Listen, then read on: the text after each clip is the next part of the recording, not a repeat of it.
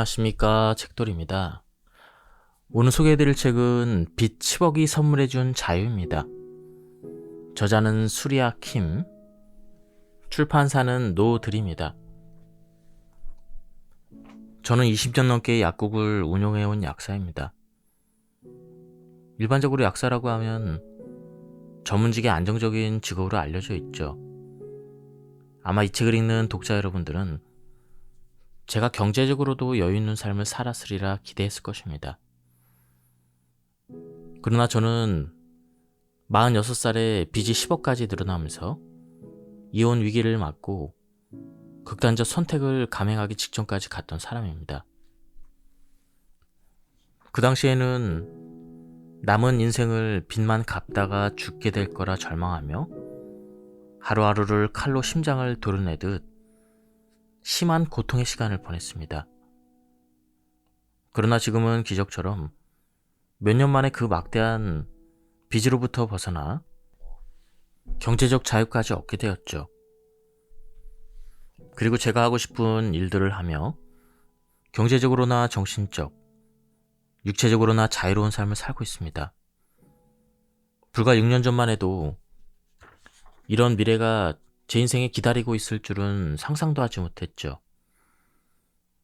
어쩌다가 제가 이렇게 롤러코스터 같은 삶을 살게 되었는지 제 이야기를 풀어보려고 합니다. 한때는 감추고 싶은 과거 일들을 들춰내는 것이 너무 창피하고 수치스럽게 느껴졌죠. 하지만 이제 저는 마음 공부와 명상을 통해 전보다 훨씬 더 단단해졌고 수차례 심리 치유 작업을 거치면서 모든 면에서 편안해졌습니다.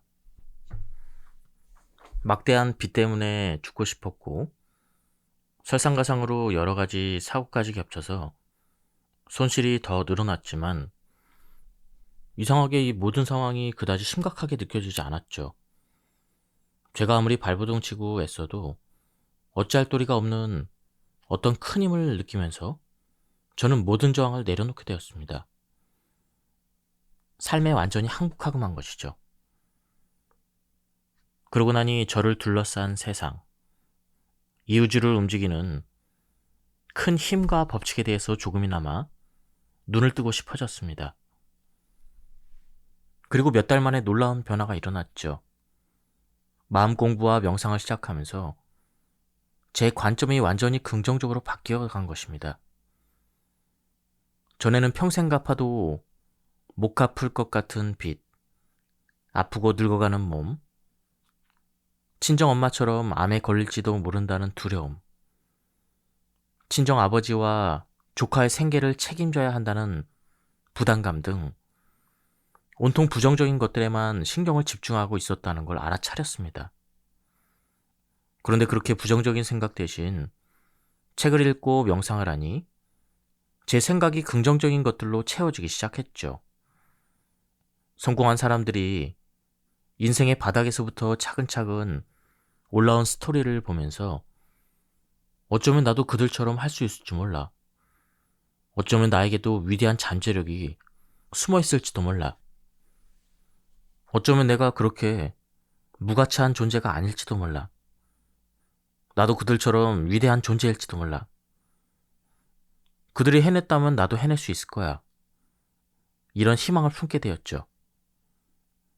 희망에 초점을 맞추자 얼마 전까지만 해도 회색빛으로 보이던 세상이 밝은 노란빛, 핑크빛으로 보이기 시작했습니다.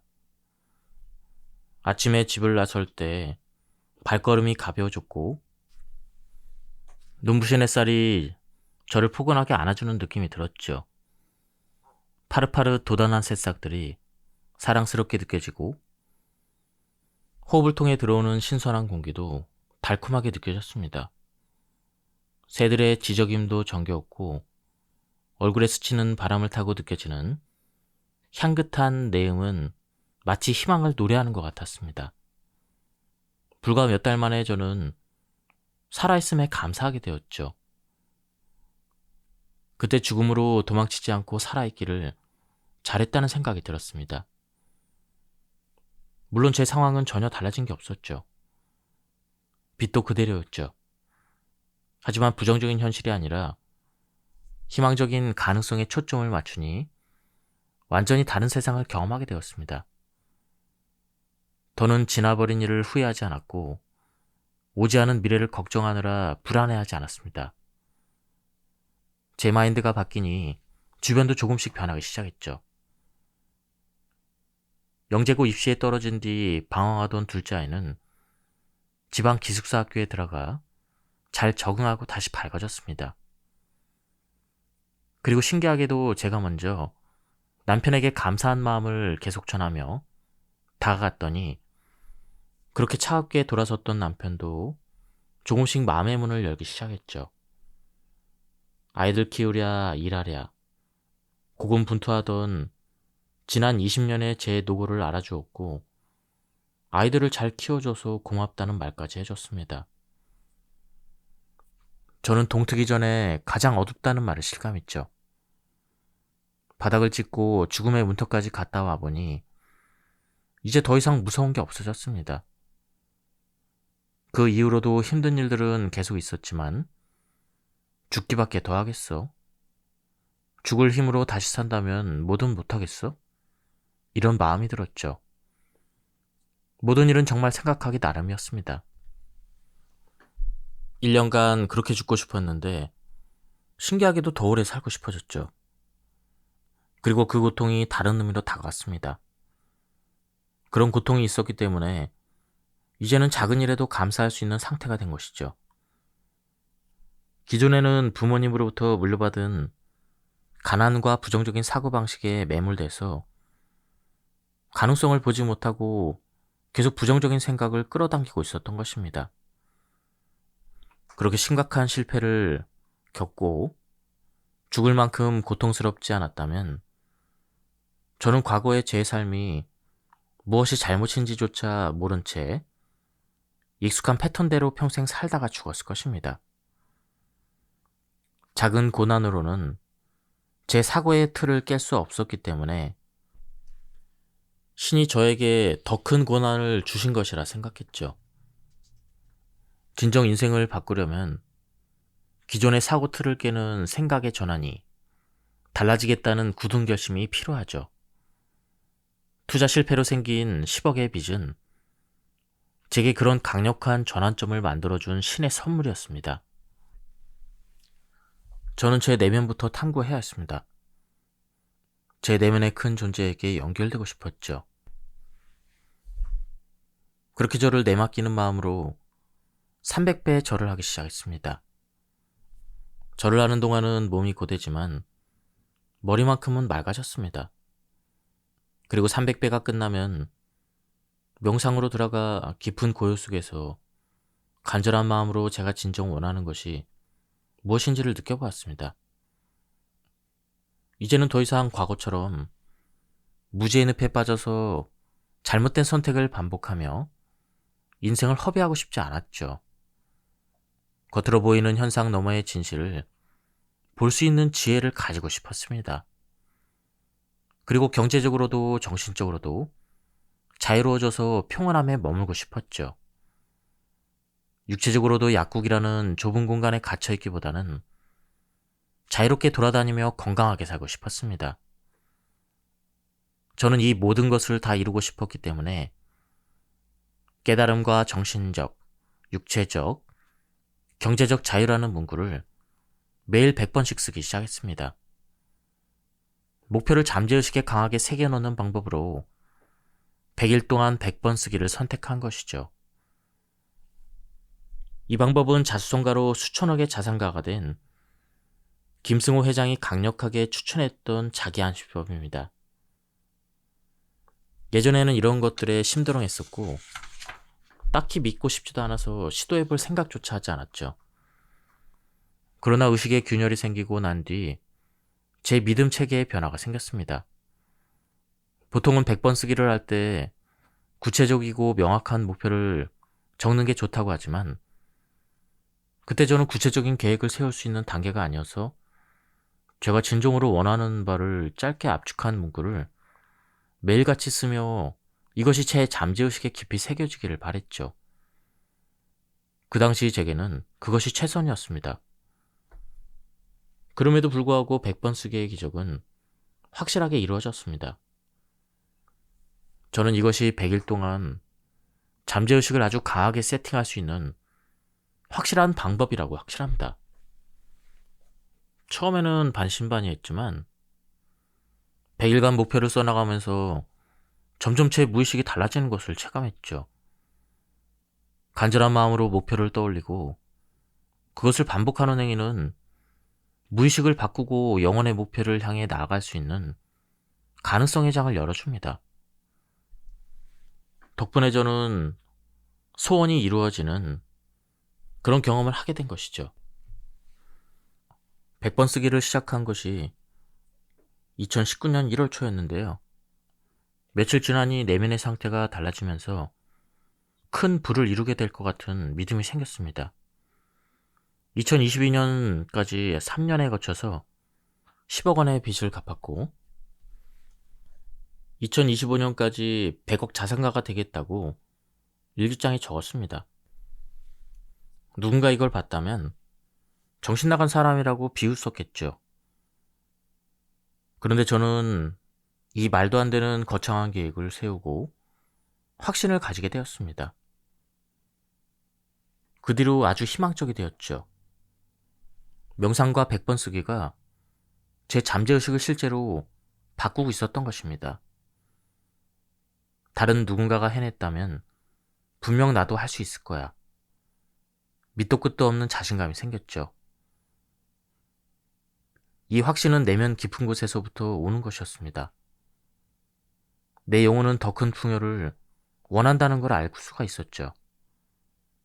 그리고 100번 쓰기를 시작한 뒤 2달쯤 지났을 때 진짜 변화가 나타나기 시작했습니다.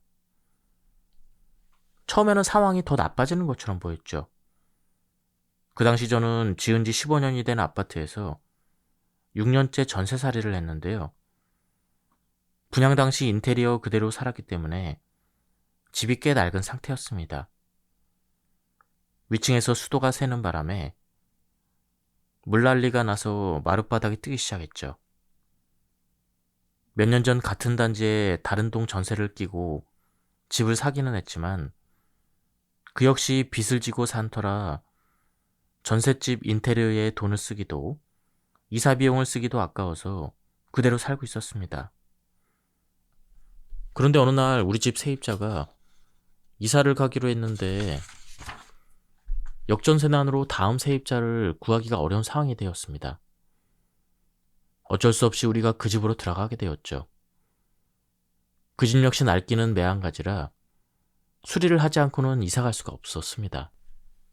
최소한의 비용으로 집 수리를 하더라도 이사 비용과 인테리어 비용까지 합치면 2, 3천만 원의 돈이 필요했죠. 그러니 이사하지 않고 버텨보려고 애를 많이 썼습니다.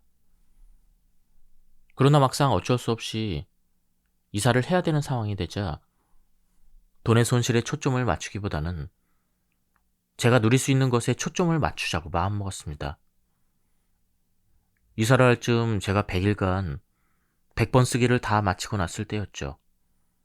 집수리를 하고 나니 꼬질꼬질하고 우중충했던 낡은 집이 밝고 화사한 새 집으로 완전히 바뀌었습니다. 내가 이런 풍요를 누려도 되나? 하는 이상한 거부감마저 들었죠. 생각해보니 친정이나 시가를 위해서는 큰 돈도 아끼지 않고 척척 쓰면서 정작 제 자신을 위해서는 돈을 쓰는데 인색했죠. 저에게 항상 몸에 배어 있었습니다. 생존에 대한 두려움으로 미래를 대비하는 데만 몰두한 채 제 잠재의식이 안 입고 안 먹는 빈곤한 현실에 안주하는 것을 익숙하고 안전하게 느꼈던 것이죠. 어느덧 그렇게 세팅되어 있었던 것입니다.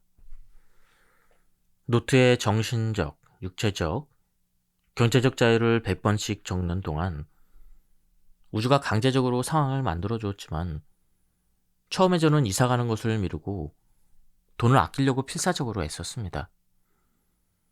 하지만 잠재의식의 주문은 이미 내려졌기 때문에 제가 아무리 저항을 하려 해도 꽉 붙들려 끌려가는 느낌이 들었죠. 마치 우주가 제게 이렇게 이야기하는 것 같았습니다.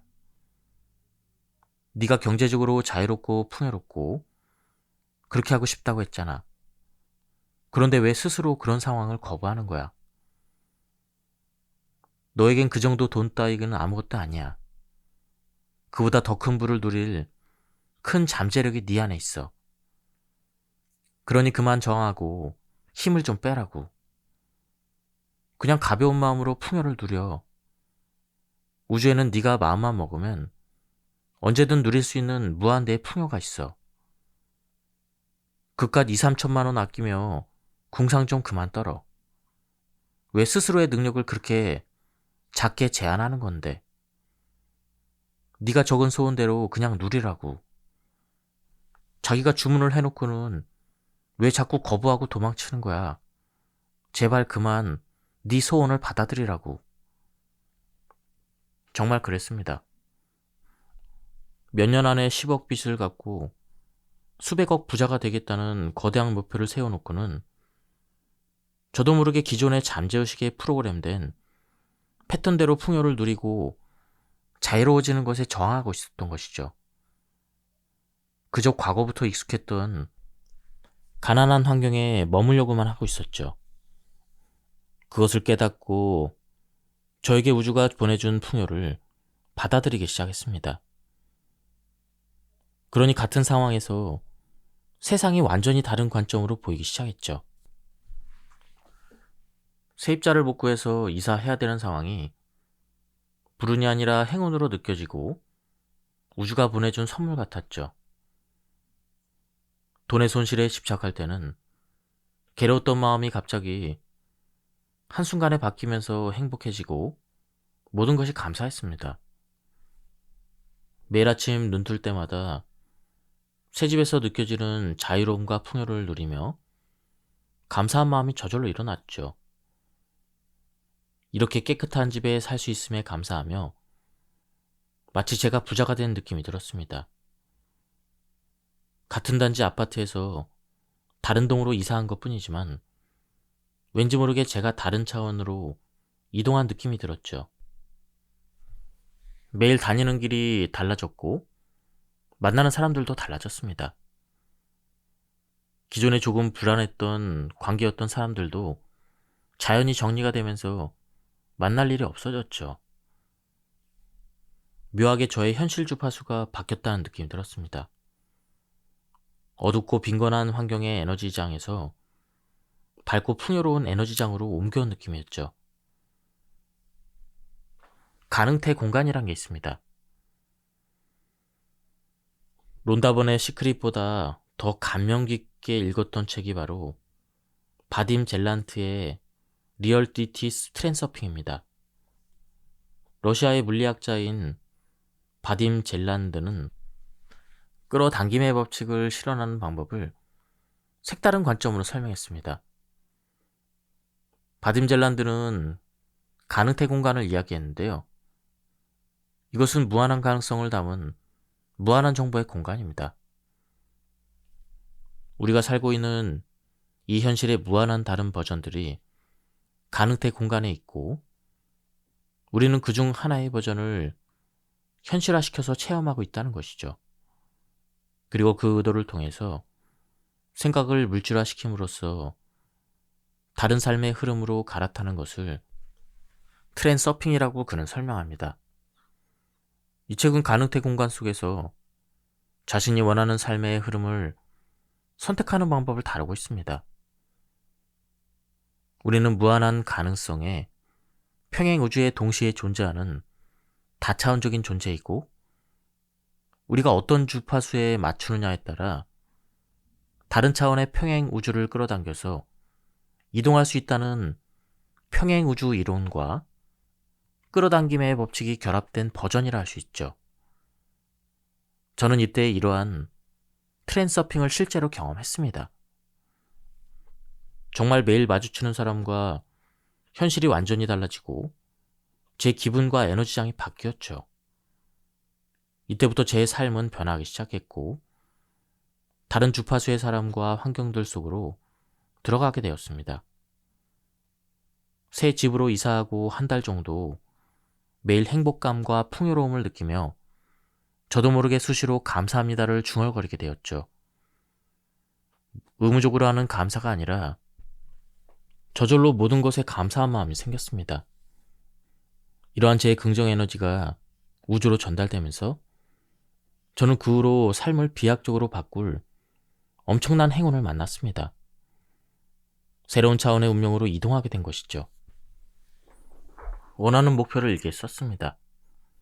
소망하는 모든 것들을 다 붙여놓을 수 있는 비전보드도 만들었죠. 제가 학술이사가 돼서 스톡 옵션을 받는 설정 사진과 강의를 하는 사진도 붙였습니다. 기적적인 치유로 약국 고객이 늘어서 월 매출을 10배나 달성하는 사진도 붙여놨습니다. 그리고 제 이름 앞에 학술 이사라는 직함을 넣어서 명함을 만들어 가지고 다녔죠. 매일 자기 전에 명상과 함께 시각화도 10분 이상 실천했습니다. 그리고 긍정 확언들도 수시로 중얼거렸죠. 이때는 목표와 완전히 사랑에 빠져 있었기 때문에 아침부터 저녁까지 온통 그 생각만 하며 살았습니다. 그러니 목표를 이룰 다양한 아이디어들이 떠올랐죠. 당시에 그 학회는 초창기인지라 회원수가 200명이 채 안 됐기 때문에 다른 학회처럼 시스템이 제대로 갖춰져 있지 않았습니다. 저는 학회를 더 알리기 위해 학회의 로고를 사용하기로 하고 인테리어 업체와 디자인을 조율한 끝에 간판과 썬팅을 새로 제작하고 진열장도 꾸몄습니다. 상담 차트에도 회사 로고를 넣어서 실제로 활용해 보았죠.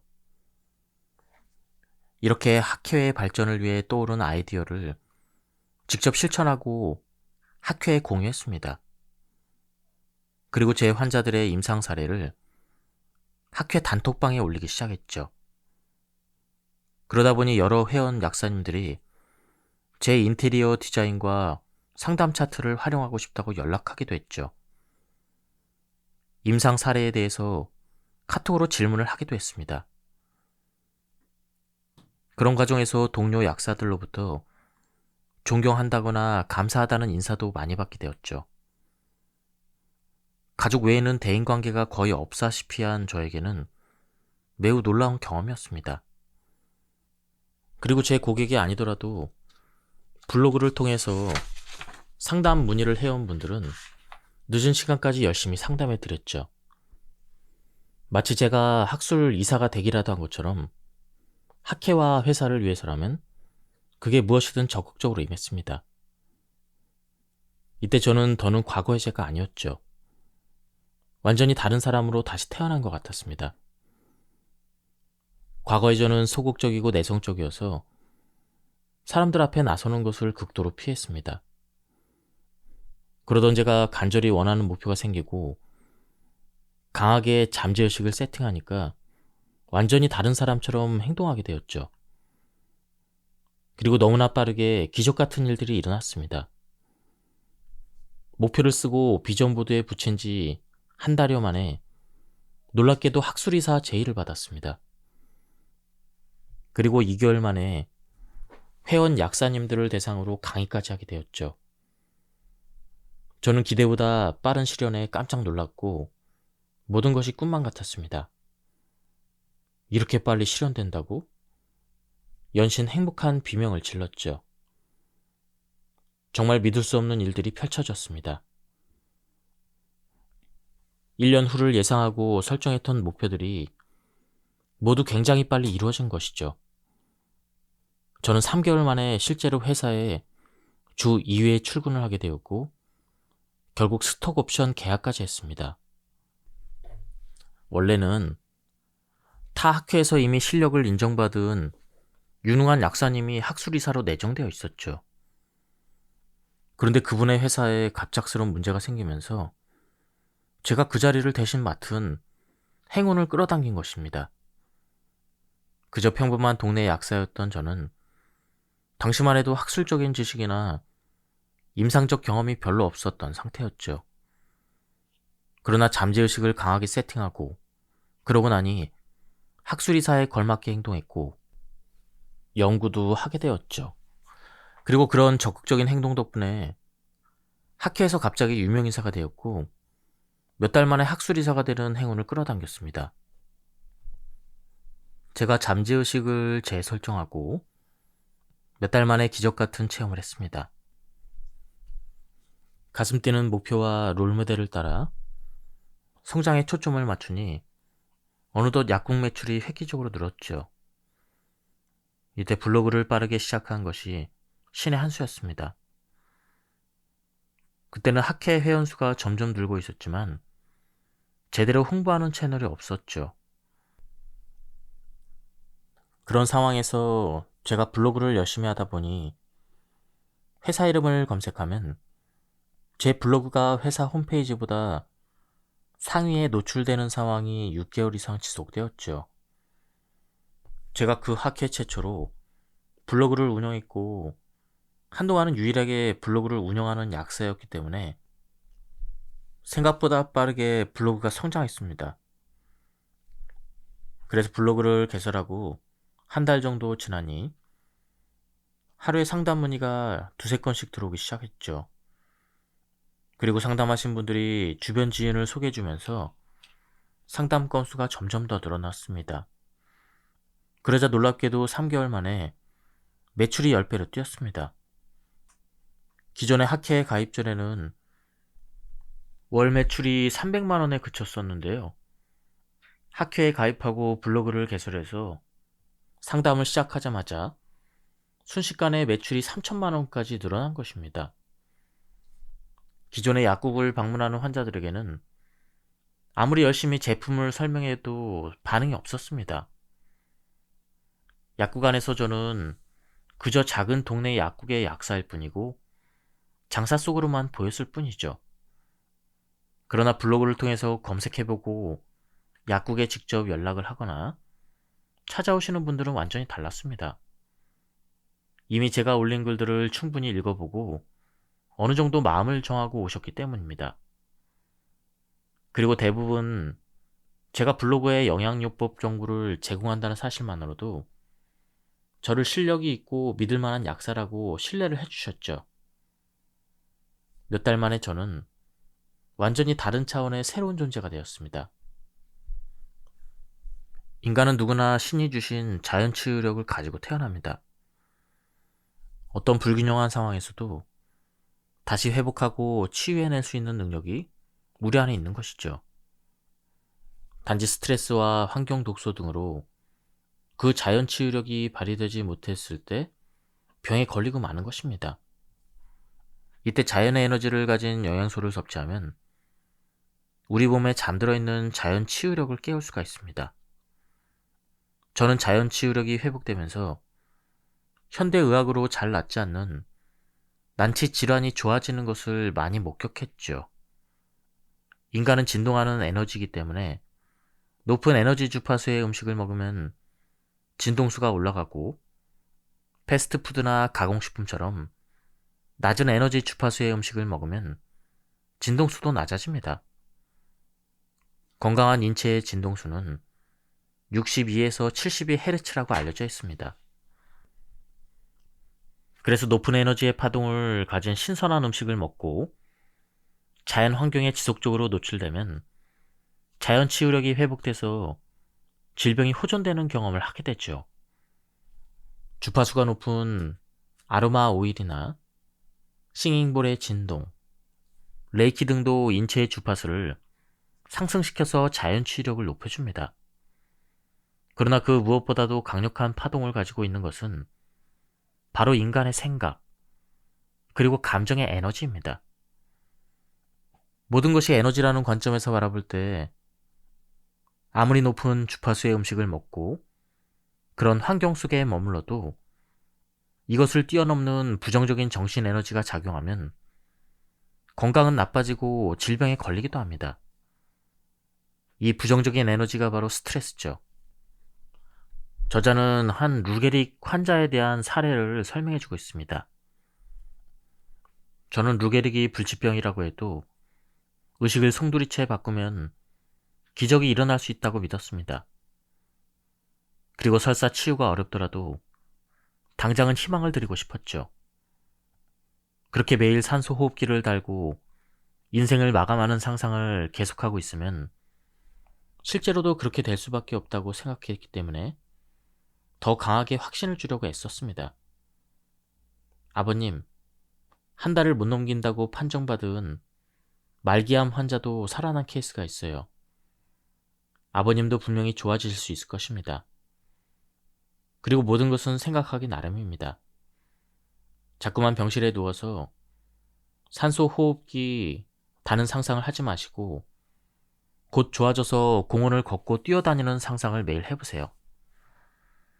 저는 이렇게 얘기해주고 조셉 머피의 잠재의식의 힘에 대한 유튜브 동영상을 보내드리고 매일 반복해서 보시라고 했습니다. 그리고 영양요법과 함께 식이조절과 운동요법도 권해드렸죠. 그랬더니 얼마 지나지 않아 놀라운 일이 벌어졌습니다.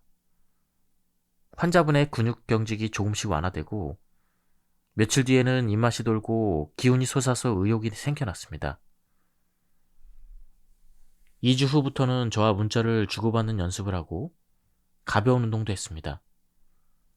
한 달 후에는 근육 수축과 경련이 10분의 1로 줄어들 정도로 호전되었죠. 그러나 저는 점점 상담이 많아지면서 처음처럼 그분에게 많은 시간과 에너지를 쏟을 수가 없었습니다. 그러니 2개월부터는 다시 서서히 안 좋아지기 시작했죠. 그분은 처음에는 저의 강한 확신과 희망의 에너지에 동화되어서 기적적으로 호전되었지만 점점 시간이 지날수록 원래 자신의 부정적인 사고 패턴으로 돌아가 버렸죠. 그러자 몸 상태도 다시 악화되었던 것입니다. 그래도 그분이 처음에 걱정한 것처럼 몇 달 만에 산소 호흡기를 달 정도로 상태가 악화되는 것을 막아드렸다는 데 의미를 두었죠. 그분이 처음처럼 계속 희망과 감사한 상태에 머물러 있었다면 얼마나 좋았을까요? 인간은 희망을 품은 감사한 마음 상태의 진동에서는 병에 걸리기 어렵고 건강해질 수밖에 없습니다. 그러나 무의식에 새겨진 기존의 부정적인 프로그램을 바꾸지 않으면 언제든지 병이 생긴 원래 상태로 돌아가 버립니다. 그리고 무의식을 완전히 바꾸는 데는 본인의 강력한 의지와 노력이 동반되어야 하죠. 스스로에게 반복하는 긍정의 말들이 당신 안의 잠재력을 깨우고 당신이 자기 능력을 한껏 발휘할 수 있도록 이끌어줄 것입니다. 어려서 부모님과 사이로부터 들었던 상처의 말 대신 진정 듣고 싶었던 말을 자신에게 들려주세요. 스스로 자신의 편이 돼서 응원을 해주세요. 잠재의식을 다시 리셋하세요. 단시간에 되는 것은 아니지만 꾸준히 반복하면 새로운 프로그램이 깔립니다. 우리의 뇌는 신경 가소성에 의해서 계속 반복해서 작업을 하면 새로운 신경망을 만듭니다. 기존의 부정적인 패턴에 신경망만 깔려 있다면 이제는 긍정적인 패턴의 신경망을 새로 깔아야 합니다. 스스로 칭찬하고 힘을 주는 말들로 새로운 자신의 프로그램을 만들어야 합니다. 자신이 되고 싶고 하고 싶은 것으로 자신의 잠재의식을 바꿔야 합니다. 저처럼 40대 후반까지 계속 부정적인 사고 패턴에서 벗어나지 못했던 사람도 잠재의식을 바뀐 뒤 삶이 완전히 달라졌죠. 당신이 강하게 결심하기만 한다면 늦은 때란 없습니다. 진정으로 달라지기로 마음먹으세요. 잠재의식을 다시 프로그래밍해서 새로운 존재가 되세요. 당신이 과거의 체면에서 깨어난다면 당신에게 한계란 없습니다. 스스로에 대한 부정적인 신념과 한계라는 거짓 환상에서 깨어나 진정으로 원하는 자신이 되세요. 바라고 꿈꾸던 모든 것을 이루세요. 당신이 미래의 빨간 스포츠카를 갖게 되는 소원을 심상화한다고 해봅시다. 자신이 원하는 차종의 빨간색 스포츠카를 눈앞에 떠올려 봅시다. 자동차 문의 손잡이를 당기고 운전석에 앉습니다. 이때 의자 가죽의 느낌과 촉감을 느껴봅시다. 세차에서 나는 냄새도 맡아봅시다. 핸들을 만지며 느껴지는 생생한 촉감도 떠올려 봅시다. 조수석에 탄 애인이나 친구가 말하는 소리도 들읍시다. 이 차 정말 끝내준다. 너무 멋진걸? 소원이 이루어진 그 장면에서 일어나는 모든 일을 보고 듣고 냄새 맡고 맛보고 온몸의 피부로 감각을 느껴보세요. 단순히 시각적인 장면만 떠올려 상상하는 것보다 오감을 이용해서 생생하게 상상할수록 그 기억은 온몸의 세포 차원에까지 각인돼서 잠재의식에 강렬하게 전달됩니다. 이렇게 생생하게 느끼면 온몸에 전율이 오면서 기분 좋고 행복한 감정이 자연스럽게 샘솟죠. 이러한 느낌은 잠재의식을 더 강하게 자극하고 단기간에 그 현실을 이룰 수 있도록 강력한 끌어당김의 힘을 증폭시켜줍니다. 이것이 원하는 미래의 주파수에 아주 빠르게 동조화되는 방법이죠. 이것이 제가 심상화를 성공시키는 강력한 방법입니다. 단지 시각적으로 상상하는 것과 생생하게 느끼는 것은 잠재의식이 받아들이는 데 큰 차이가 있습니다. 우리는 과거에 경험했던 모든 일들을 다 기억하지는 못합니다. 아주 많이 반복해서 잠재의식에 깊이 새겨야 기억할 수가 있죠. 그러나 단 한 번의 경험이라도 아주 강렬한 인상을 남긴 것이라면 잠재의식에 깊이 새겨지죠. 그래서 온몸의 감각을 동원해서 얼마나 강렬하게 느꼈느냐에 따라 때론 수백 번 반복한 것보다 더 강하게 잠재의식에 전달될 수가 있습니다. 한 지인이 복권 1등에 당첨되는 장면을 심상화했습니다. 그런데 현실은 복권 1등이 당첨된 사람 옆에서 그 장면을 목격했다고 합니다. 자신이 직접 그것을 긁고 교환하는 시각화를 했어야 되는데 구체적으로 하지 않은 것을 후회했죠. 그러나 이 경우도 본인 내면의 영혼 차원에서는 복권 당첨을 원하지 않았기 때문에 그런 결과가 나왔던 것이라 생각합니다. 저는 복권 당첨 같은 일확천금을 바라는 소원은 권장하지 않습니다. 대부분의 복권 당첨자들이 몇 년 후에는 거의 원래 상태로 돌아가거나 더 나쁜 상황에 직면한다고 합니다.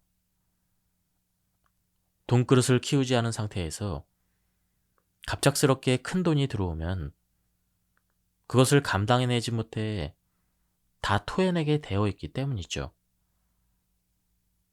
제가 과거에 주식으로 3억을 벌었다가 결국 빚이 10억까지 늘어나는 것도 그러한 예입니다. 그보다는 큰 돈을 벌 수 있게 자신의 그릇을 키우는 과정으로 인도받는 것이 가장 바람직합니다. 돈그릇이 키워지면 돈은 자동으로 끌어당겨지기 때문이죠. 반복의 힘은 엄청납니다.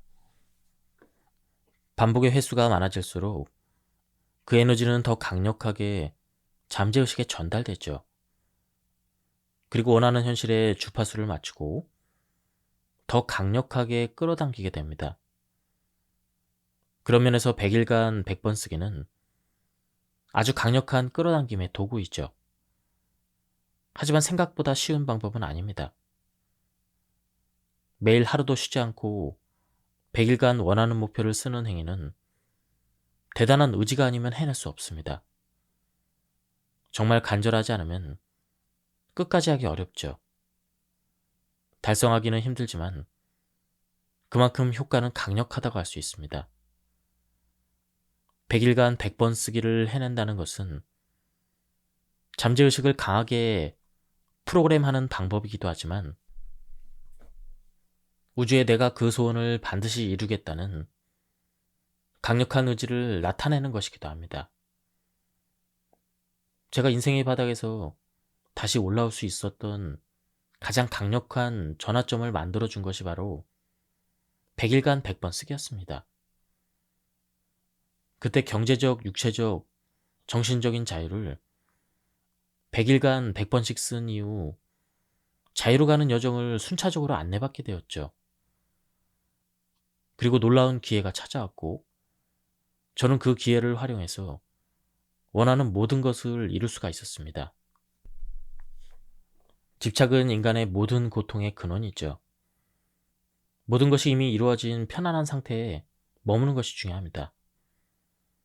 그것은 지금 일어나고 있는 과정이 자신을 위한 최선의 길임을 아는 내맡김의 상태입니다.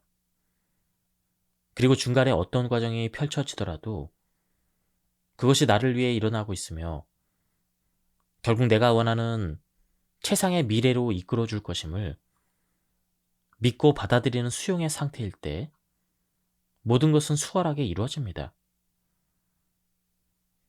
무술의 고수는 시합을 할 때 힘을 주지 않죠. 초보나 하수는 온몸에 긴장과 힘이 잔뜩 들어가 있기 때문에 고수와는 경쟁 상대가 되지 않습니다. 고수는 힘을 쓰지 않는 상태로 아주 편안하고 가벼운 몸놀림으로 상대를 한 방에 쉽게 제압합니다. 끌어당김도 이와 마찬가지죠. 끌어당김의 고수는 무술 고수와 같은 상태로 자신의 힘을 쓰는 것이 아니라 우주의 흐름에 올라타서 바람을 타고 가듯 물 흐르듯 자연스럽게 모든 것을 성취합니다. 그러나 충분히 끌어당김을 했다면 당연히 받을 것으로 알고 그 꽉 움켜진 힘을 빼야 합니다. 그리고 그것이 이루어지든 아니든 신의 뜻에 맡기고 가벼워져야 합니다. 일어날 일은 일어나게 되어 있습니다. 그것이 자신에게 맞는 것이 아니어서 일어나지 않았다면 대신 자신에게 더 좋은 것이 올 것임을 믿으세요. 어떠한 집착도 없이 지금 이 순간에 만족감이 들고 편안한 상태에 머물 때가 가장 현실화가 잘 되는 상태입니다. 마치 명상 상태에 같이 고요하고 평안한 상태이죠. 그래서 성공한 많은 분들이 명상을 하는 것입니다. 저의 과거 경험을 돌아봐도 알 수가 있습니다. 제 큰딸이 첫 의대 입시에서 실패했을 때를 돌이켜보면 제가 딸이 의대에 갈 것이라는 걸 강하게 믿고 있었지만 집착이 너무 강했습니다. 제가 몇 년간 아이들 뒷바라지를 하느라 학원과 독서실 앞에서 밤 늦게까지 기다리는 생활에 너무 지쳐 있었기 때문에 빨리 자유로워지고 싶은 마음이 너무 강했죠. 그래서 꼭 한 번에 붙었으면 좋겠다고 생각했고 어떻게든 한 번에 붙게 만들겠다며 강하게 집착하고 있었습니다. 제 마음 상태가 그러했으니 떨어지는 것은 당연했던 것이죠. 그런데 재수할 때 제가 명상과 수련을 하면서 마음의 공간이 생겨서 여유로워졌죠.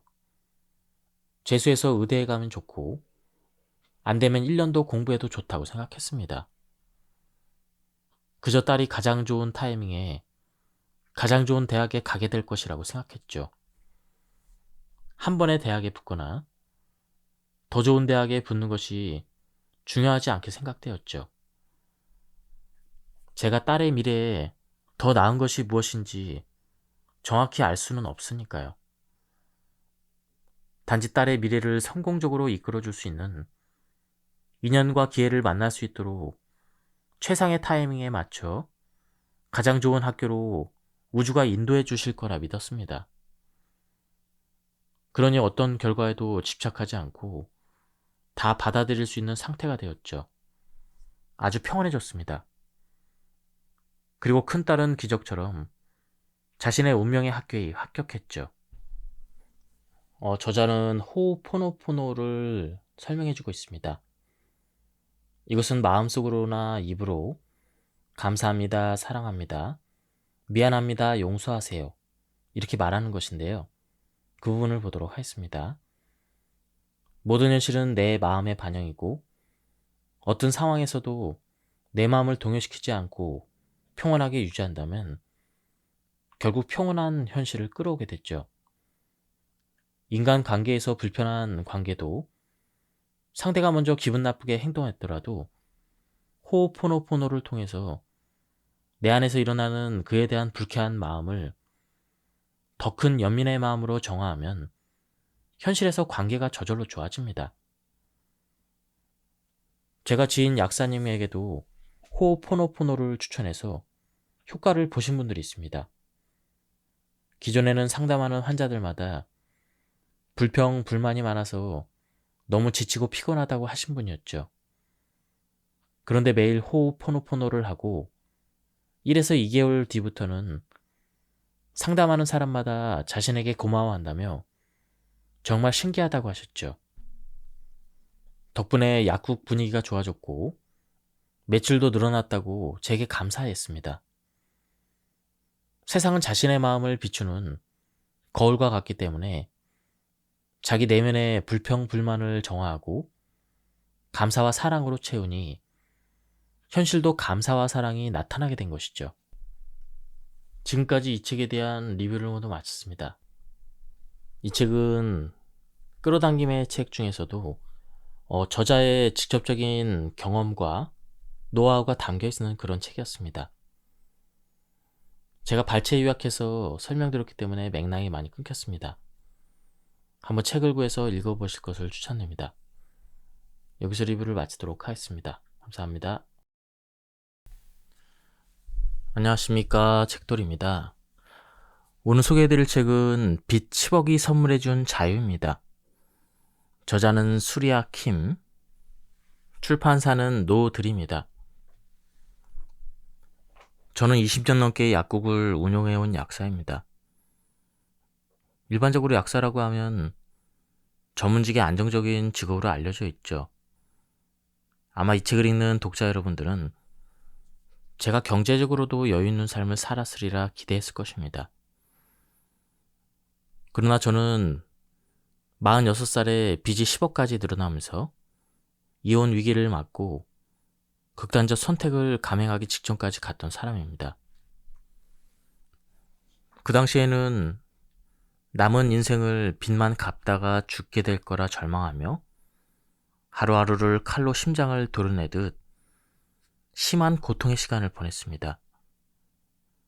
그러나 지금은 기적처럼 몇 년 만에 그 막대한 빚으로부터 벗어나 경제적 자유까지 얻게 되었죠.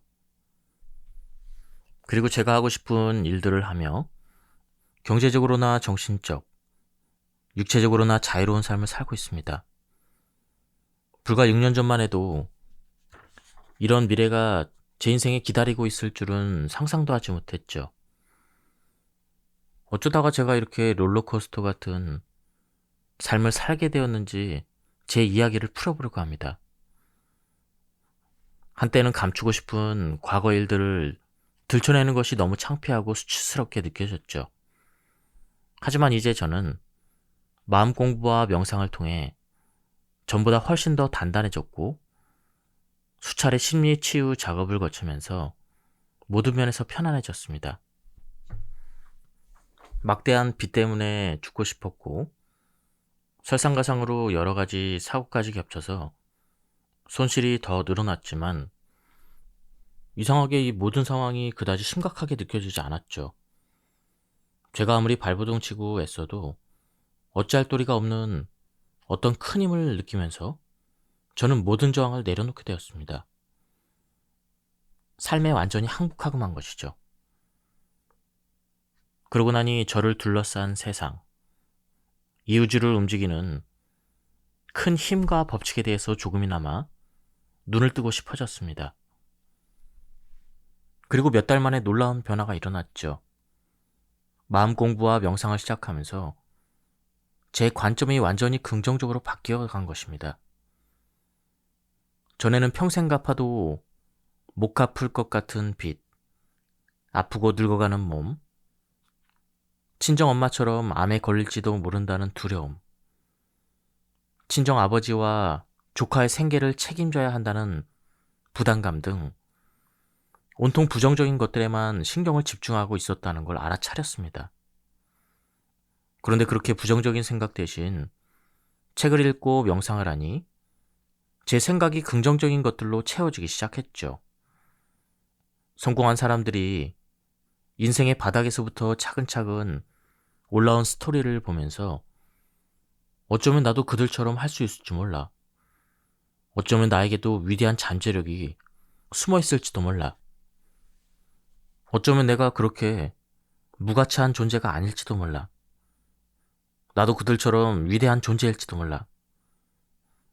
그들이 해냈다면 나도 해낼 수 있을 거야. 이런 희망을 품게 되었죠. 희망에 초점을 맞추자 얼마 전까지만 해도 회색빛으로 보이던 세상이 밝은 노란빛, 핑크빛으로 보이기 시작했습니다. 아침에 집을 나설 때 발걸음이 가벼워졌고 눈부신 햇살이 저를 포근하게 안아주는 느낌이 들었죠.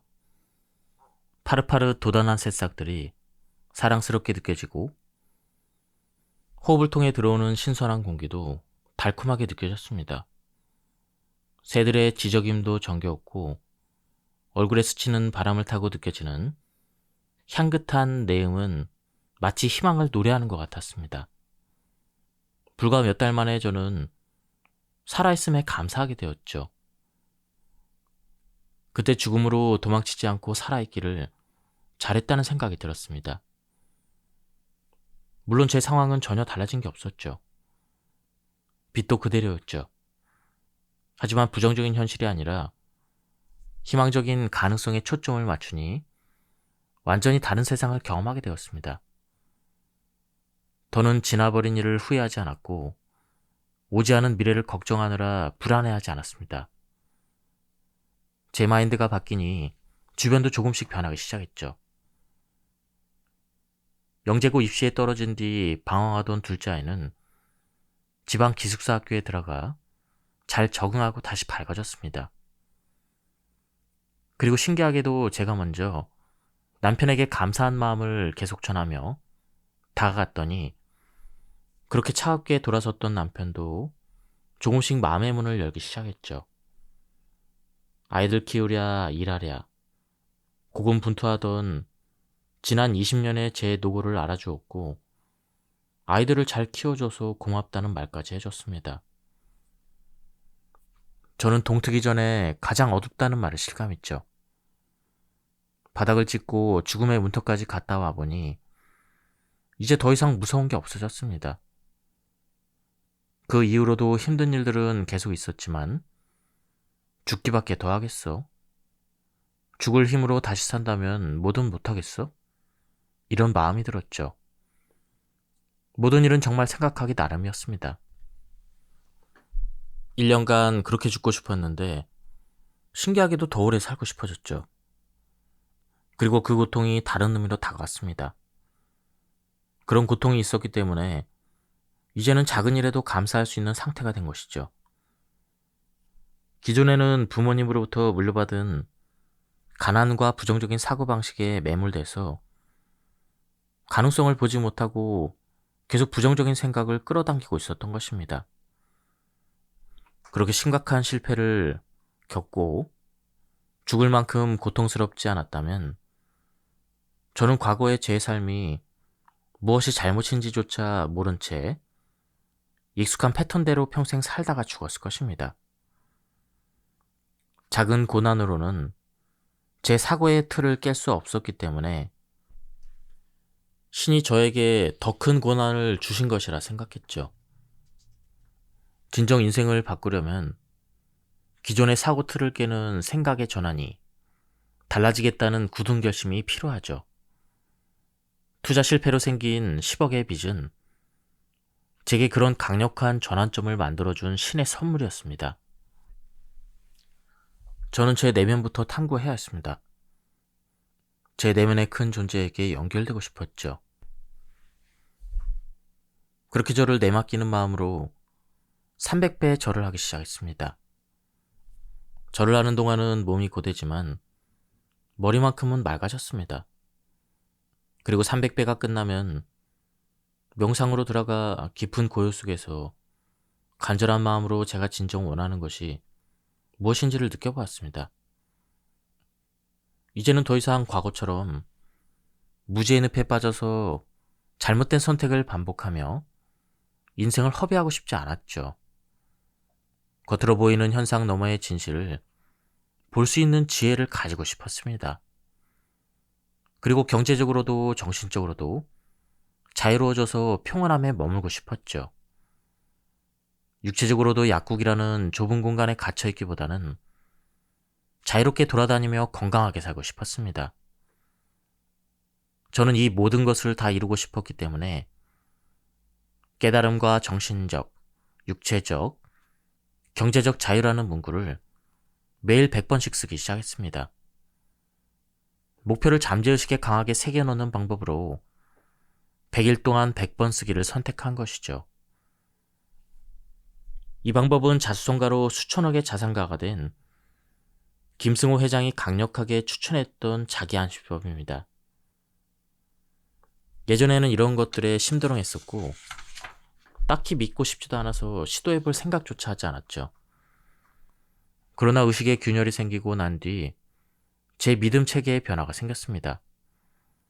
보통은 100번 쓰기를 할 때 구체적이고 명확한 목표를 적는 게 좋다고 하지만 그때 저는 구체적인 계획을 세울 수 있는 단계가 아니어서 제가 진정으로 원하는 바를 짧게 압축한 문구를 매일같이 쓰며 이것이 제 잠재의식에 깊이 새겨지기를 바랬죠. 그 당시 제게는 그것이 최선이었습니다. 그럼에도 불구하고 100번 쓰기의 기적은 확실하게 이루어졌습니다. 저는 이것이 100일 동안 잠재의식을 아주 강하게 세팅할 수 있는 확실한 방법이라고 확실합니다. 처음에는 반신반의했지만 100일간 목표를 써나가면서 점점 제 무의식이 달라지는 것을 체감했죠. 간절한 마음으로 목표를 떠올리고 그것을 반복하는 행위는 무의식을 바꾸고 영혼의 목표를 향해 나아갈 수 있는 가능성의 장을 열어줍니다. 덕분에 저는 소원이 이루어지는 그런 경험을 하게 된 것이죠. 100번 쓰기를 시작한 것이 2019년 1월 초였는데요. 며칠 지나니 내면의 상태가 달라지면서 큰 부를 이루게 될 것 같은 믿음이 생겼습니다. 2022년까지 3년에 거쳐서 10억 원의 빚을 갚았고 2025년까지 100억 자산가가 되겠다고 일기장에 적었습니다. 누군가 이걸 봤다면 정신 나간 사람이라고 비웃었겠죠. 그런데 저는 이 말도 안 되는 거창한 계획을 세우고 확신을 가지게 되었습니다. 그 뒤로 아주 희망적이 되었죠. 명상과 100번 쓰기가 제 잠재의식을 실제로 바꾸고 있었던 것입니다.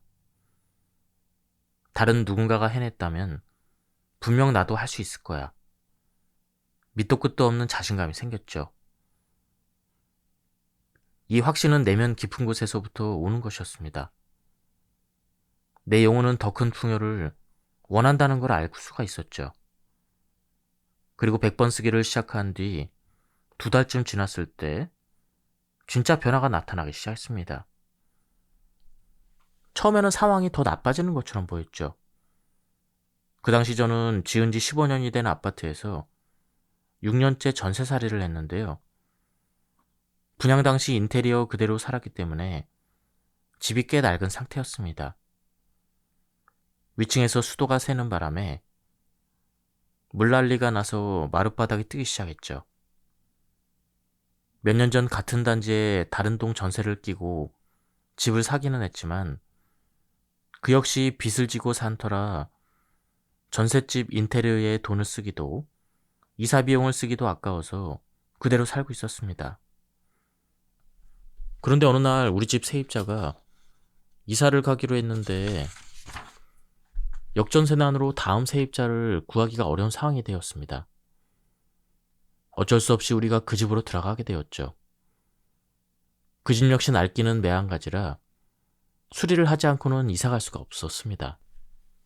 최소한의 비용으로 집 수리를 하더라도 이사 비용과 인테리어 비용까지 합치면 2, 3천만 원의 돈이 필요했죠. 그러니 이사하지 않고 버텨보려고 애를 많이 썼습니다. 그러나 막상 어쩔 수 없이 이사를 해야 되는 상황이 되자 돈의 손실에 초점을 맞추기보다는 제가 누릴 수 있는 것에 초점을 맞추자고 마음먹었습니다. 이사를 할 즈음 제가 100일간 100번 쓰기를 다 마치고 났을 때였죠. 집수리를 하고 나니 꼬질꼬질하고 우중충했던 낡은 집이 밝고 화사한 새 집으로 완전히 바뀌었습니다. 내가 이런 풍요를 누려도 되나? 하는 이상한 거부감마저 들었죠. 생각해보니 친정이나 시가를 위해서는 큰 돈도 아끼지 않고 척척 쓰면서 정작 제 자신을 위해서는 돈을 쓰는데 인색했죠. 저에게 항상 몸에 배어 있었습니다. 생존에 대한 두려움으로 미래를 대비하는 데만 몰두한 채 제 잠재의식이 안 입고 안 먹는 빈곤한 현실에 안주하는 것을 익숙하고 안전하게 느꼈던 것이죠. 어느덧 그렇게 세팅되어 있었던 것입니다. 노트에 정신적, 육체적, 경제적 자유를 100번씩 적는 동안 우주가 강제적으로 상황을 만들어 주었지만 처음에 저는 이사 가는 것을 미루고 돈을 아끼려고 필사적으로 애썼습니다. 하지만 잠재의식의 주문은 이미 내려졌기 때문에 제가 아무리 저항을 하려 해도 꽉 붙들려 끌려가는 느낌이 들었죠. 마치 우주가 제게 이렇게 이야기하는 것 같았습니다. 네가 경제적으로 자유롭고 풍요롭고 그렇게 하고 싶다고 했잖아. 그런데 왜 스스로 그런 상황을 거부하는 거야? 너에겐 그 정도 돈 따위는 아무것도 아니야. 그보다 더 큰 부를 누릴 큰 잠재력이 네 안에 있어. 그러니 그만 저항하고 힘을 좀 빼라고. 그냥 가벼운 마음으로 풍요를 누려. 우주에는 네가 마음만 먹으면 언제든 누릴 수 있는 무한대의 풍요가 있어. 그깟 2, 3천만 원 아끼며 궁상 좀 그만 떨어. 왜 스스로의 능력을 그렇게 작게 제한하는 건데. 네가 적은 소원대로 그냥 누리라고. 자기가 주문을 해놓고는 왜 자꾸 거부하고 도망치는 거야. 제발 그만 네 소원을 받아들이라고. 정말 그랬습니다. 몇 년 안에 10억 빚을 갚고 수백억 부자가 되겠다는 거대한 목표를 세워놓고는 저도 모르게 기존의 잠재의식에 프로그램된 패턴대로 풍요를 누리고 자유로워지는 것에 저항하고 있었던 것이죠. 그저 과거부터 익숙했던 가난한 환경에 머물려고만 하고 있었죠. 그것을 깨닫고 저에게 우주가 보내준 풍요를 받아들이기 시작했습니다. 그러니 같은 상황에서 세상이 완전히 다른 관점으로 보이기 시작했죠.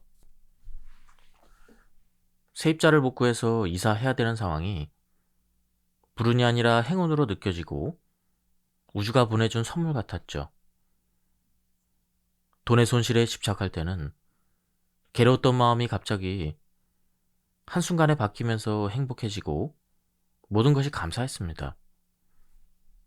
매일 아침 눈 뜰 때마다 새 집에서 느껴지는 자유로움과 풍요를 누리며 감사한 마음이 저절로 일어났죠.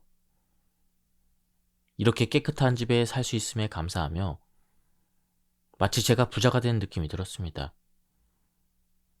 같은 단지 아파트에서 다른 동으로 이사한 것 뿐이지만 왠지 모르게 제가 다른 차원으로 이동한 느낌이 들었죠. 매일 다니는 길이 달라졌고 만나는 사람들도 달라졌습니다. 기존에 조금 불안했던 관계였던 사람들도 자연히 정리가 되면서 만날 일이 없어졌죠. 묘하게 저의 현실 주파수가 바뀌었다는 느낌이 들었습니다. 어둡고 빈곤한 환경의 에너지장에서 밝고 풍요로운 에너지장으로 옮겨온 느낌이었죠. 가능태 공간이란 게 있습니다. 론다번의 시크릿보다 더 감명 깊게 읽었던 책이 바로 바딤 젤란트의 리얼리티 트랜서핑입니다.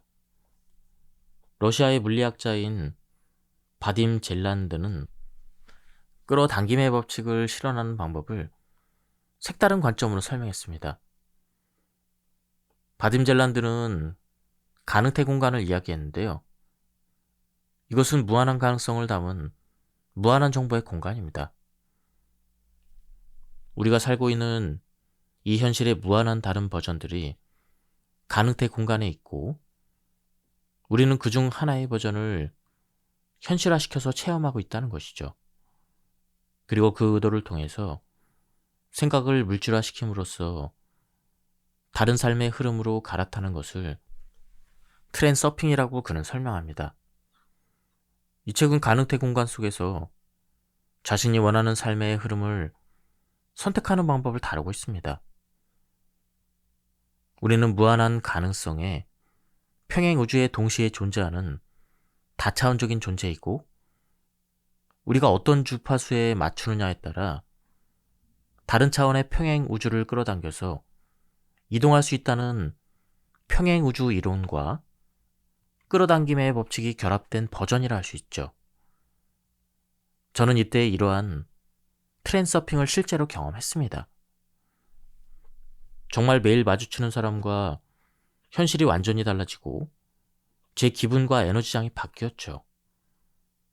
이때부터 제 삶은 변하기 시작했고 다른 주파수의 사람과 환경들 속으로 들어가게 되었습니다. 새 집으로 이사하고 한 달 정도 매일 행복감과 풍요로움을 느끼며 저도 모르게 수시로 감사합니다를 중얼거리게 되었죠. 의무적으로 하는 감사가 아니라 저절로 모든 것에 감사한 마음이 생겼습니다. 이러한 제 긍정 에너지가 우주로 전달되면서 저는 그 후로 삶을 비약적으로 바꿀 엄청난 행운을 만났습니다. 새로운 차원의 운명으로 이동하게 된 것이죠. 원하는 목표를 일기에 썼습니다. 소망하는 모든 것들을 다 붙여놓을 수 있는 비전보드도 만들었죠. 제가 학술이사가 돼서 스톡 옵션을 받는 설정 사진과 강의를 하는 사진도 붙였습니다. 기적적인 치유로 약국 고객이 늘어서 월 매출을 10배나 달성하는 사진도 붙여놨습니다. 그리고 제 이름 앞에 학술 이사라는 직함을 넣어서 명함을 만들어 가지고 다녔죠. 매일 자기 전에 명상과 함께 시각화도 10분 이상 실천했습니다. 그리고 긍정 확언들도 수시로 중얼거렸죠. 이때는 목표와 완전히 사랑에 빠져 있었기 때문에 아침부터 저녁까지 온통 그 생각만 하며 살았습니다. 그러니 목표를 이룰 다양한 아이디어들이 떠올랐죠. 당시에 그 학회는 초창기인지라 회원수가 200명이 채 안 됐기 때문에 다른 학회처럼 시스템이 제대로 갖춰져 있지 않았습니다. 저는 학회를 더 알리기 위해 학회의 로고를 사용하기로 하고 인테리어 업체와 디자인을 조율한 끝에 간판과 썬팅을 새로 제작하고 진열장도 꾸몄습니다.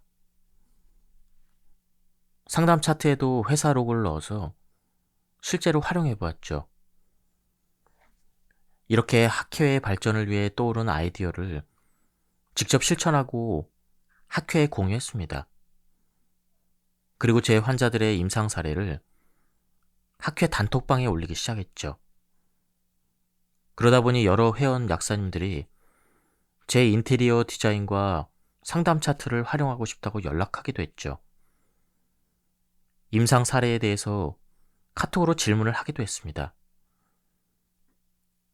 그런 과정에서 동료 약사들로부터 존경한다거나 감사하다는 인사도 많이 받게 되었죠. 가족 외에는 대인관계가 거의 없다시피 한 저에게는 매우 놀라운 경험이었습니다. 그리고 제 고객이 아니더라도 블로그를 통해서 상담 문의를 해온 분들은 늦은 시간까지 열심히 상담해 드렸죠. 마치 제가 학술 이사가 되기라도 한 것처럼 학회와 회사를 위해서라면 그게 무엇이든 적극적으로 임했습니다. 이때 저는 더는 과거의 제가 아니었죠. 완전히 다른 사람으로 다시 태어난 것 같았습니다. 과거의 저는 소극적이고 내성적이어서 사람들 앞에 나서는 것을 극도로 피했습니다. 그러던 제가 간절히 원하는 목표가 생기고 강하게 잠재의식을 세팅하니까 완전히 다른 사람처럼 행동하게 되었죠. 그리고 너무나 빠르게 기적 같은 일들이 일어났습니다. 목표를 쓰고 비전보드에 붙인 지 한 달여 만에 놀랍게도 학술이사 제의를 받았습니다. 그리고 2개월 만에 회원 약사님들을 대상으로 강의까지 하게 되었죠. 저는 기대보다 빠른 시련에 깜짝 놀랐고 모든 것이 꿈만 같았습니다. 이렇게 빨리 실현된다고? 연신 행복한 비명을 질렀죠. 정말 믿을 수 없는 일들이 펼쳐졌습니다. 1년 후를 예상하고 설정했던 목표들이 모두 굉장히 빨리 이루어진 것이죠. 저는 3개월 만에 실제로 회사에 주 2회 출근을 하게 되었고 결국 스톡옵션 계약까지 했습니다. 원래는 타 학회에서 이미 실력을 인정받은 유능한 약사님이 학술이사로 내정되어 있었죠. 그런데 그분의 회사에 갑작스러운 문제가 생기면서 제가 그 자리를 대신 맡은 행운을 끌어당긴 것입니다. 그저 평범한 동네 약사였던 저는 당시만 해도 학술적인 지식이나 임상적 경험이 별로 없었던 상태였죠. 그러나 잠재의식을 강하게 세팅하고 그러고 나니 학술이사에 걸맞게 행동했고 연구도 하게 되었죠. 그리고 그런 적극적인 행동 덕분에 학회에서 갑자기 유명인사가 되었고 몇 달 만에 학술이사가 되는 행운을 끌어당겼습니다. 제가 잠재의식을 재설정하고 몇 달 만에 기적 같은 체험을 했습니다. 가슴 뛰는 목표와 롤모델을 따라 성장에 초점을 맞추니 어느덧 약국 매출이 획기적으로 늘었죠. 이때 블로그를 빠르게 시작한 것이 신의 한 수였습니다. 그때는 학회 회원수가 점점 늘고 있었지만 제대로 홍보하는 채널이 없었죠. 그런 상황에서 제가 블로그를 열심히 하다 보니 회사 이름을 검색하면 제 블로그가 회사 홈페이지보다 상위에 노출되는 상황이 6개월 이상 지속되었죠. 제가 그 학회 최초로 블로그를 운영했고 한동안은 유일하게 블로그를 운영하는 약사였기 때문에 생각보다 빠르게 블로그가 성장했습니다. 그래서 블로그를 개설하고 한 달 정도 지나니 하루에 상담 문의가 두세 건씩 들어오기 시작했죠. 그리고 상담하신 분들이 주변 지인을 소개해주면서 상담 건수가 점점 더 늘어났습니다. 그러자 놀랍게도 3개월 만에 매출이 10배로 뛰었습니다. 기존의 학회에 가입 전에는 월 매출이 300만 원에 그쳤었는데요. 학회에 가입하고 블로그를 개설해서 상담을 시작하자마자 순식간에 매출이 3천만 원까지 늘어난 것입니다. 기존의 약국을 방문하는 환자들에게는 아무리 열심히 제품을 설명해도 반응이 없었습니다. 약국 안에서 저는 그저 작은 동네 약국의 약사일 뿐이고 장사 속으로만 보였을 뿐이죠. 그러나 블로그를 통해서 검색해보고 약국에 직접 연락을 하거나 찾아오시는 분들은 완전히 달랐습니다. 이미 제가 올린 글들을 충분히 읽어보고 어느 정도 마음을 정하고 오셨기 때문입니다. 그리고 대부분 제가 블로그에 영양요법 정보를 제공한다는 사실만으로도 저를 실력이 있고 믿을 만한 약사라고 신뢰를 해주셨죠.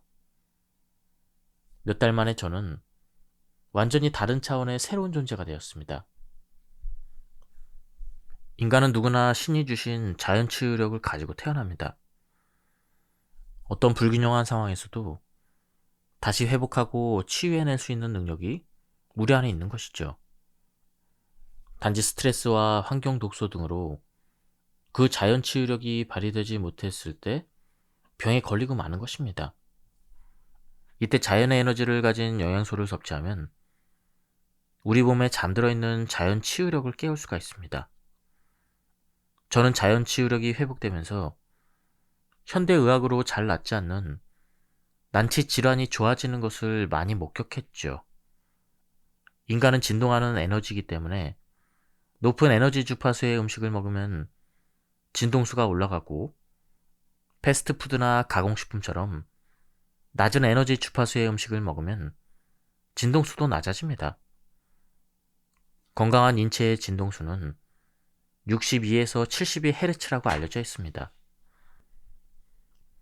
그래서 높은 에너지의 파동을 가진 신선한 음식을 먹고 자연 환경에 지속적으로 노출되면 자연 치유력이 회복돼서 질병이 호전되는 경험을 하게 되죠. 주파수가 높은 아로마 오일이나 싱잉볼의 진동, 레이키 등도 인체의 주파수를 상승시켜서 자연 치유력을 높여줍니다. 그러나 그 무엇보다도 강력한 파동을 가지고 있는 것은 바로 인간의 생각, 그리고 감정의 에너지입니다. 모든 것이 에너지라는 관점에서 바라볼 때 아무리 높은 주파수의 음식을 먹고 그런 환경 속에 머물러도 이것을 뛰어넘는 부정적인 정신 에너지가 작용하면 건강은 나빠지고 질병에 걸리기도 합니다. 이 부정적인 에너지가 바로 스트레스죠. 저자는 한 루게릭 환자에 대한 사례를 설명해주고 있습니다. 저는 루게릭이 불치병이라고 해도 의식을 송두리째 바꾸면 기적이 일어날 수 있다고 믿었습니다. 그리고 설사 치유가 어렵더라도 당장은 희망을 드리고 싶었죠. 그렇게 매일 산소 호흡기를 달고 인생을 마감하는 상상을 계속하고 있으면 실제로도 그렇게 될 수밖에 없다고 생각했기 때문에 더 강하게 확신을 주려고 애썼습니다. 아버님, 한 달을 못 넘긴다고 판정받은 말기암 환자도 살아난 케이스가 있어요. 아버님도 분명히 좋아지실 수 있을 것입니다. 그리고 모든 것은 생각하기 나름입니다. 자꾸만 병실에 누워서 산소 호흡기 다는 상상을 하지 마시고 곧 좋아져서 공원을 걷고 뛰어다니는 상상을 매일 해보세요. 저는 이렇게 얘기해주고 조셉 머피의 잠재의식의 힘에 대한 유튜브 동영상을 보내드리고 매일 반복해서 보시라고 했습니다. 그리고 영양요법과 함께 식이 조절과 운동요법도 권해드렸죠. 그랬더니 얼마 지나지 않아 놀라운 일이 벌어졌습니다. 환자분의 근육 경직이 조금씩 완화되고 며칠 뒤에는 입맛이 돌고 기운이 솟아서 의욕이 생겨났습니다. 2주 후부터는 저와 문자를 주고받는 연습을 하고 가벼운 운동도 했습니다. 한 달 후에는 근육 수축과 경련이 10분의 1로 줄어들 정도로 호전되었죠. 그러나 저는 점점 상담이 많아지면서 처음처럼 그분에게 많은 시간과 에너지를 쏟을 수가 없었습니다. 그러니 2개월부터는 다시 서서히 안 좋아지기 시작했죠. 그분은 처음에는 저의 강한 확신과 희망의 에너지에 동화되어서 기적적으로 호전되었지만 점점 시간이 지날수록 원래 자신의 부정적인 사고 패턴으로 돌아가 버렸죠. 그러자 몸 상태도 다시 악화되었던 것입니다. 그래도 그분이 처음에 걱정한 것처럼 몇 달 만에 산소 호흡기를 달 정도로 상태가 악화되는 것을 막아들였다는 데 의미를 두었죠. 그분이 처음처럼 계속 희망과 감사한 상태에 머물러 있었다면 얼마나 좋았을까요? 인간은 희망을 품은 감사한 마음 상태의 진동에서는 병에 걸리기 어렵고 건강해질 수밖에 없습니다. 그러나 무의식에 새겨진 기존의 부정적인 프로그램을 바꾸지 않으면 언제든지 병이 생긴 원래 상태로 돌아가 버립니다. 그리고 무의식을 완전히 바꾸는 데는 본인의 강력한 의지와 노력이 동반되어야 하죠. 스스로에게 반복하는 긍정의 말들이 당신 안의 잠재력을 깨우고 당신이 자기 능력을 한껏 발휘할 수 있도록 이끌어줄 것입니다. 어려서 부모님과 사이로부터 들었던 상처의 말 대신 진정 듣고 싶었던 말을 자신에게 들려주세요. 스스로 자신의 편이 돼서 응원을 해주세요. 잠재의식을 다시 리셋하세요. 단시간에 되는 것은 아니지만 꾸준히 반복하면 새로운 프로그램이 깔립니다. 우리의 뇌는 신경 가소성에 의해서 계속 반복해서 작업을 하면 새로운 신경망을 만듭니다. 기존의 부정적인 패턴에 신경망만 깔려 있다면 이제는 긍정적인 패턴에 신경망을 새로 깔아야 합니다. 스스로 칭찬하고 힘을 주는 말들로 새로운 자신의 프로그램을 만들어야 합니다. 자신이 되고 싶고 하고 싶은 것으로 자신의 잠재의식을 바꿔야 합니다. 저처럼 40대 후반까지 계속 부정적인 사고 패턴에서 벗어나지 못했던 사람도 잠재의식을 바뀐 뒤 삶이 완전히 달라졌죠. 당신이 강하게 결심하기만 한다면 늦은 때란 없습니다. 진정으로 달라지기로 마음먹으세요. 잠재의식을 다시 프로그래밍해서 새로운 존재가 되세요. 당신이 과거의 체면에서 깨어난다면 당신에게 한계란 없습니다. 스스로에 대한 부정적인 신념과 한계라는 거짓 환상에서 깨어나 진정으로 원하는 자신이 되세요. 바라고 꿈꾸던 모든 것을 이루세요. 당신이 미래의 빨간 스포츠카를 갖게 되는 소원을 심상화한다고 해봅시다. 자신이 원하는 자중의 빨간색 스포츠카를 눈앞에 떠올려 봅시다. 자동차 문의 손잡이를 당기고 운전석에 앉습니다. 이때 의자 가죽의 느낌과 촉감을 느껴봅시다. 세차에서 나는 냄새도 맡아봅시다. 핸들을 만지며 느껴지는 생생한 촉감도 떠올려 봅시다. 조수석에 탄 애인이나 친구가 말하는 소리도 들읍시다. 이 차 정말 끝내준다. 너무 멋진걸? 소원이 이루어진 그 장면에서 일어나는 모든 일을 보고 듣고 냄새 맡고 맛보고 온몸의 피부로 감각을 느껴보세요. 단순히 시각적인 장면만 떠올려 상상하는 것보다 오감을 이용해서 생생하게 상상할수록 그 기억은 온몸의 세포 차원에까지 각인돼서 잠재의식에 강렬하게 전달됩니다. 이렇게 생생하게 느끼면 온몸에 전율이 오면서 기분 좋고 행복한 감정이 자연스럽게 샘솟죠. 이러한 느낌은 잠재의식을 더 강하게 자극하고 단기간에 그 현실을 이룰 수 있도록 강력한 끌어당김의 힘을 증폭시켜줍니다. 이것이 원하는 미래의 주파수에 아주 빠르게 동조화되는 방법이죠. 이것이 제가 심상화를 성공시키는 강력한 방법입니다. 단지 시각적으로 상상하는 것과 생생하게 느끼는 것은 잠재의식이 받아들이는 데 큰 차이가 있습니다. 우리는 과거에 경험했던 모든 일들을 다 기억하지는 못합니다. 아주 많이 반복해서 잠재의식에 깊이 새겨야 기억할 수가 있죠. 그러나 단 한 번의 경험이라도 아주 강렬한 인상을 남긴 것이라면 잠재의식에 깊이 새겨지죠. 그래서 온몸의 감각을 동원해서 얼마나 강렬하게 느꼈느냐에 따라 때론 수백 번 반복한 것보다 더 강하게 잠재의식에 전달될 수가 있습니다. 한 지인이 복권 1등에 당첨되는 장면을 심상화했습니다. 그런데 현실은 복권 1등이 당첨된 사람 옆에서 그 장면을 목격했다고 합니다. 자신이 직접 그것을 긁고 교환하는 시각화를 했어야 되는데 구체적으로 하지 않은 것을 후회했죠. 그러나 이 경우도 본인 내면의 영혼 차원에서는 복권 당첨을 원하지 않았기 때문에 그런 결과가 나왔던 것이라 생각합니다. 저는 복권 당첨 같은 일확천금을 바라는 소원은 권장하지 않습니다. 대부분의 복권 당첨자들이 몇 년 후에는 거의 원래 상태로 돌아가거나 더 나쁜 상황에 직면한다고 합니다.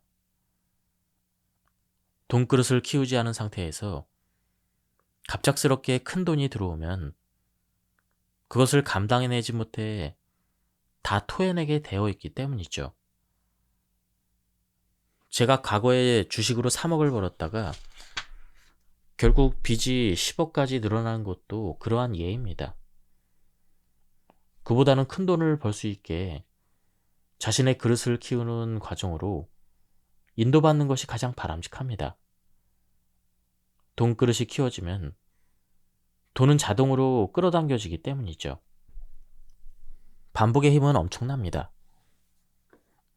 반복의 횟수가 많아질수록 그 에너지는 더 강력하게 잠재의식에 전달되죠. 그리고 원하는 현실의 주파수를 맞추고 더 강력하게 끌어당기게 됩니다. 그런 면에서 100일간 100번 쓰기는 아주 강력한 끌어당김의 도구이죠. 하지만 생각보다 쉬운 방법은 아닙니다. 매일 하루도 쉬지 않고 100일간 원하는 목표를 쓰는 행위는 대단한 의지가 아니면 해낼 수 없습니다. 정말 간절하지 않으면 끝까지 하기 어렵죠.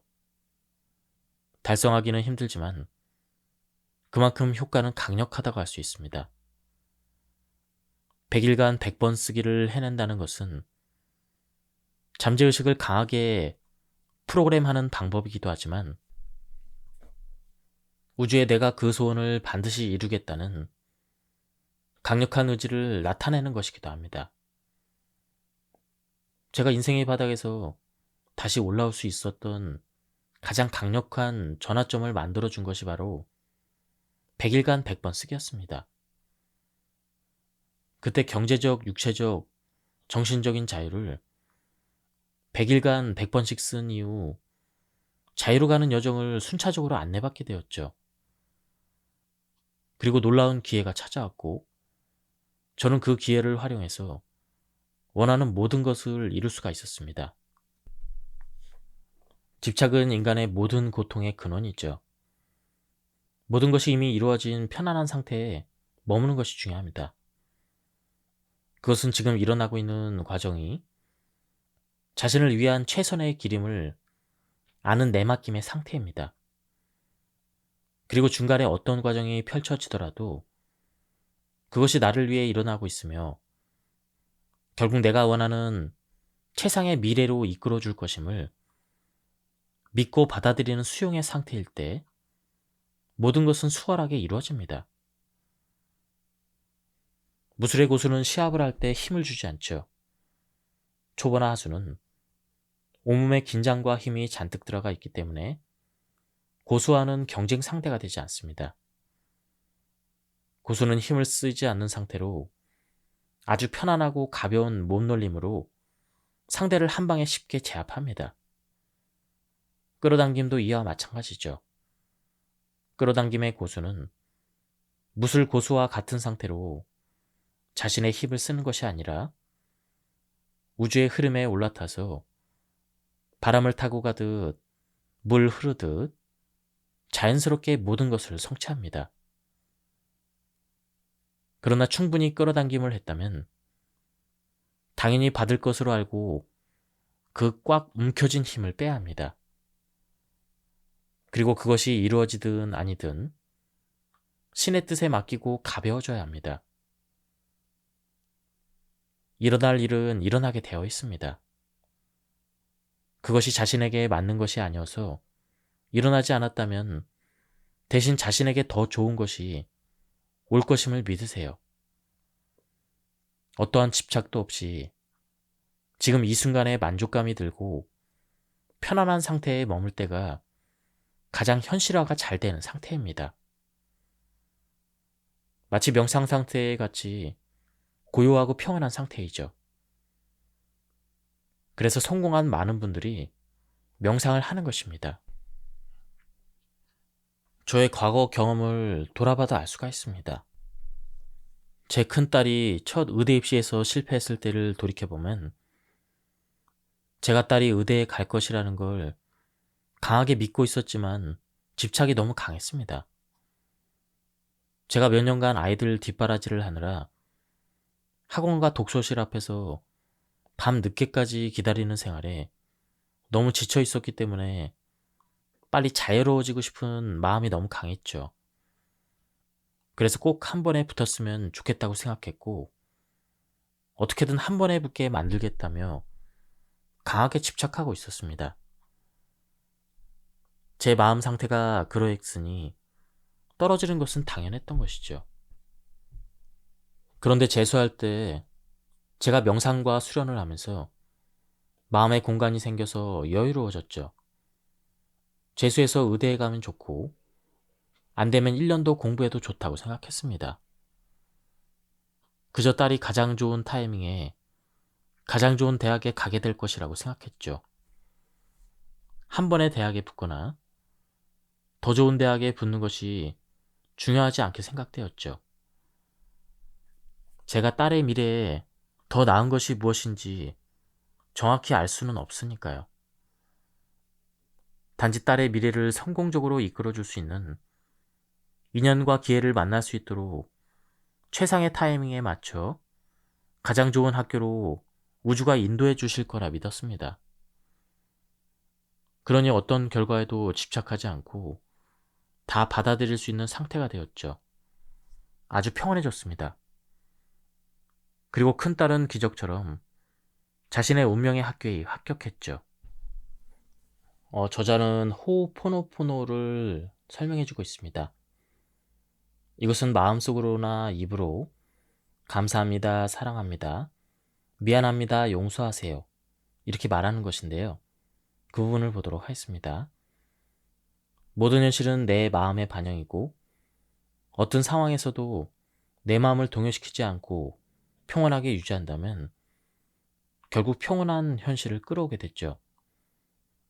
인간 관계에서 불편한 관계도 상대가 먼저 기분 나쁘게 행동했더라도 호호포노포노를 통해서 내 안에서 일어나는 그에 대한 불쾌한 마음을 더 큰 연민의 마음으로 정화하면 현실에서 관계가 저절로 좋아집니다.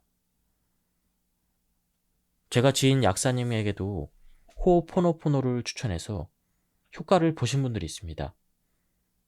기존에는 상담하는 환자들마다 불평, 불만이 많아서 너무 지치고 피곤하다고 하신 분이었죠. 그런데 매일 호호포노포노를 하고 1에서 2개월 뒤부터는 상담하는 사람마다 자신에게 고마워한다며 정말 신기하다고 하셨죠. 덕분에 약국 분위기가 좋아졌고 매출도 늘어났다고 제게 감사했습니다. 세상은 자신의 마음을 비추는 거울과 같기 때문에 자기 내면의 불평, 불만을 정화하고 감사와 사랑으로 채우니 현실도 감사와 사랑이 나타나게 된 것이죠. 지금까지 이 책에 대한 리뷰를 모두 마쳤습니다. 이 책은 끌어당김의 책 중에서도 저자의 직접적인 경험과 노하우가 담겨 있는 그런 책이었습니다. 제가 발췌 요약해서 설명드렸기 때문에 맥락이 많이 끊겼습니다. 한번 책을 구해서 읽어보실 것을 추천드립니다. 여기서 리뷰를 마치도록 하겠습니다. 감사합니다.